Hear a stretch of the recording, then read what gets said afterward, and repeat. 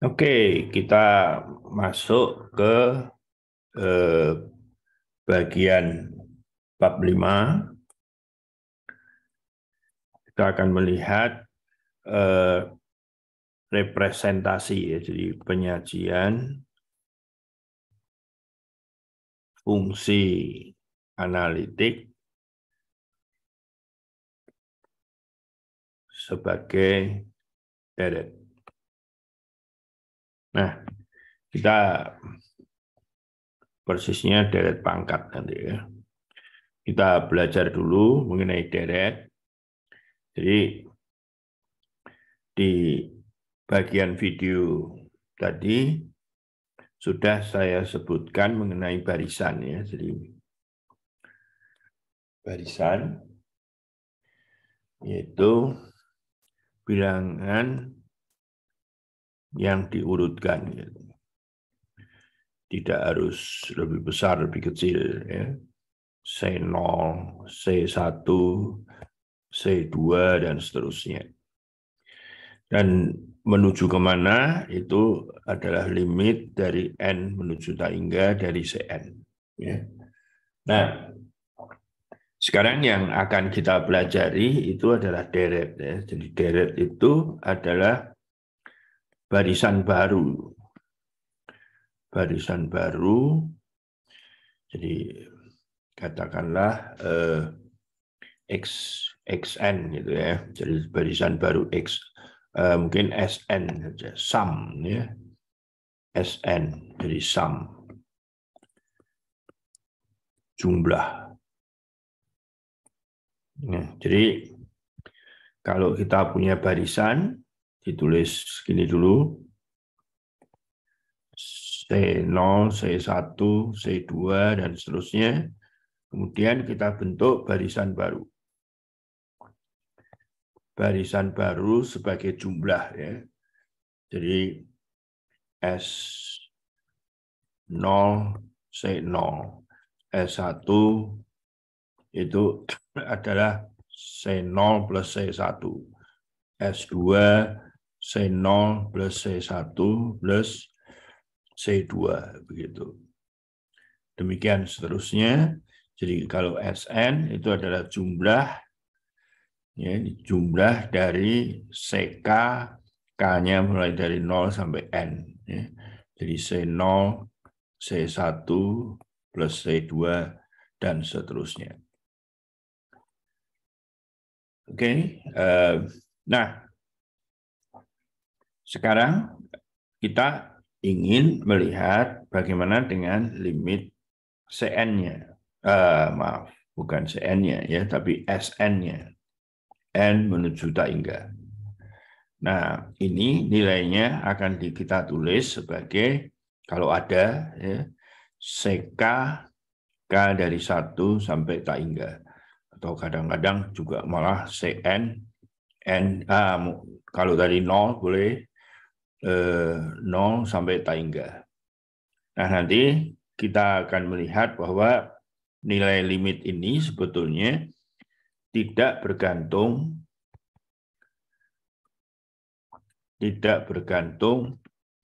pada suku-suku awal. Ya, kita kan mau lihat ekornya di sana. Ya. Nah, kita lihat kemudian, ya. Jadi dalam hal limit ini ada, dalam hal ada, deret disebut konvergen. Nah, yang paling gampang adalah deret geometrik dulu, ya, deret geometrik. Jadi tadi daripada mulai dari 0, mulai dari 1 saja ya. Jadi suku pertama katakanlah A gitu, barisannya ya, ini barisannya dulu. Barisan geometrik. C2 itu adalah AR. C3 AR kuadrat. Dan seterusnya, kemudian deretnya S1, ya C1 yaitu A. S2, C1 plus C2 itu adalah A plus AR. S3, C1 plus C2 plus C3, A plus AR plus AR kuadrat. Demikian seterusnya, Sn-nya adalah A plus AR plus AR kuadrat sampai ARN-1.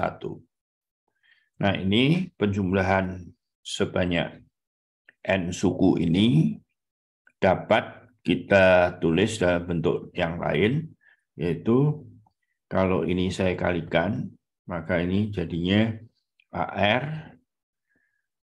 AR kuadrat, demikian seterusnya. Di sini juga ada ARN1, tapi yang ini menjadi ARN. Ya. Nah, kalau dikurangi, maka kita lihat bahwa Sn itu 1 min R, A min, ya, ini hilang semua. Minus ARN, ya, atau A1 min RN. Jadi Sn-nya adalah punya bentuk A1 min RN, 1 min R. Itu. Ya. Nah,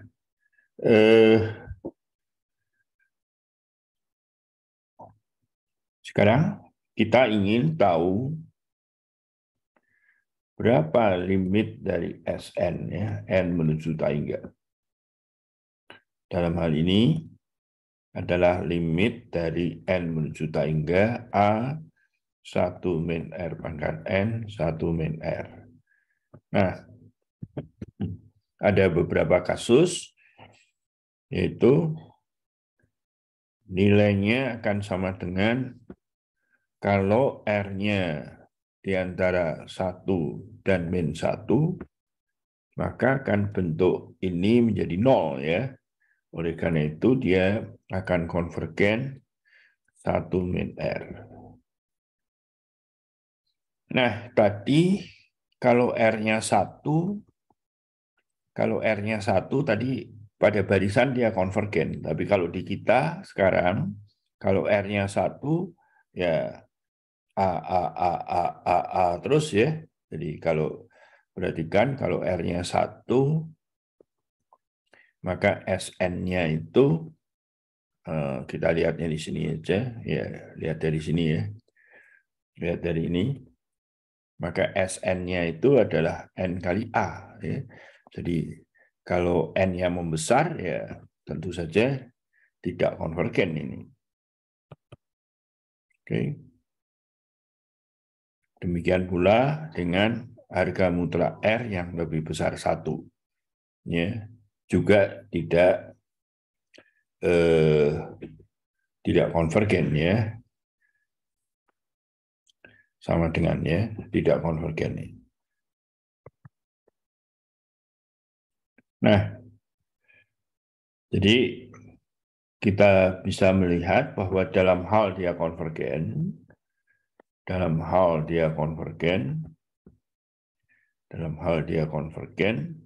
maka sigma dari A0 RK K dari 1, bukan A0, ya, RK menuju tangga itu adalah A1 min R.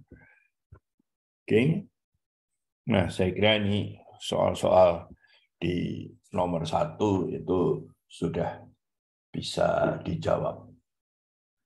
Ya. Nah,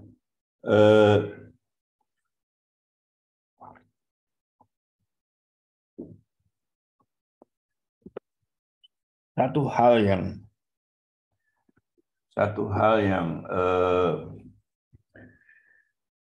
kunci adalah teorema perbandingan ya.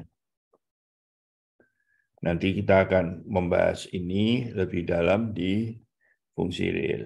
Ya. Jadi kita punya deret sigma dari CK, K dari 1 sampai K hingga gimana. Tetapi saya tahu, harga mutlak CK itu lebih kecil dari MK untuk setiap K.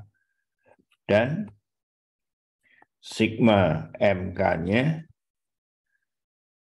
K dari 1 sampai K hingga konvergen. Ya.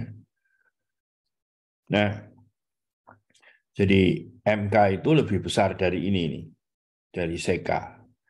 Jadi kalau yang lebih besar saja, kalau dijumlahkan dia konvergen, ada limitnya, maka sigma dari CK, K dari 1 sampai K hingga ini juga konvergen. Saya kira kita harus membuka buku kalkulusnya lagi ya. Oke. Nah, satu lagi adalah sifat, kalau ini kan kita bandingkan dengan deret yang lain ya. Nah, sekarang kita bandingkan dengan dirinya sendiri. Jadi, teorema perbandingan. Ya. Jadi, sekali lagi, kita punya deret K dari 1 sampai K hingga, dan kemudian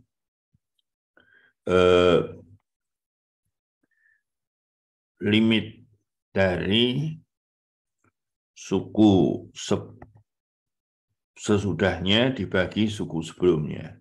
Ya. K menuju K hingga. Nah, ini misalkan sama dengan L. Dalam hal ini ada beberapa kasus. Kalau ini harga mutlak ya, L-nya itu tentu saja positif, karena nilainya positif, ini L, lebih kecil dari 1, maka sigma CK itu ada konvergen. Ya. B, kalau L-nya lebih besar 1, maka ini divergen. Sigma CK-nya. Dan kalau C, itu kalau L-nya sama dengan 1, tes gagal ya. Jadi artinya tidak bisa disimpulkan. Jadi contoh klasik dari ini adalah ya, kita nanti akan melihat bahwa N dari 1 ini divergen ini. Ya. Di kalkulus sudah ya. Nanti kita akan membuktikan dengan cara lain di real. Kemudian sigma seper N kuadrat. Ya, sebetulnya di kalkulus juga sudah ini konvergen. Nah, kalau kita uji yang ini, limit dari N menuju K hingga suku sesudahnya dibagi sesudah ini limitnya 1. Limit N menuju K hingga seper N kuadrat N plus 1 ya ini harusnya. Oke. N plus 1 kuadrat, ini seper N kuadrat. Ini juga 1. Tapi yang ini konvergen, yang ini divergen. Nah, ya kita bisa menguji kekonvergenan itu dengan ini ya. Jadi mungkin saya ingatkan di kalkulus bahwa sigma suku positif saja ya, xn atau cn tadi ya. Cn, n dari 1 sampai K hingga, tapi cn-nya positif, dan cn itu adalah fn, gitu. Jadi suatu fungsi, untuk suatu fungsi.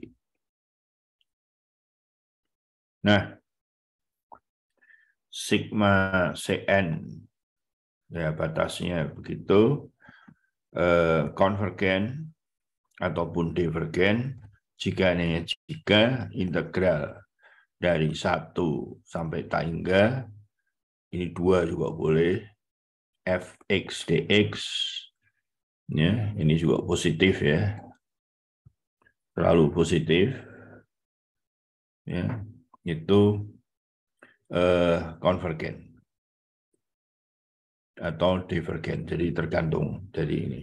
Kalau dia konvergen, ini juga konvergen. Nah, mungkin paling bagus ya suatu fungsi kontinu saja. Oke, gitu. Saya kira kita sudah cukup untuk satu bab ini. Satu subbab, ya. Saya akan memberikan nomor-nomor yang harus dikerjakan.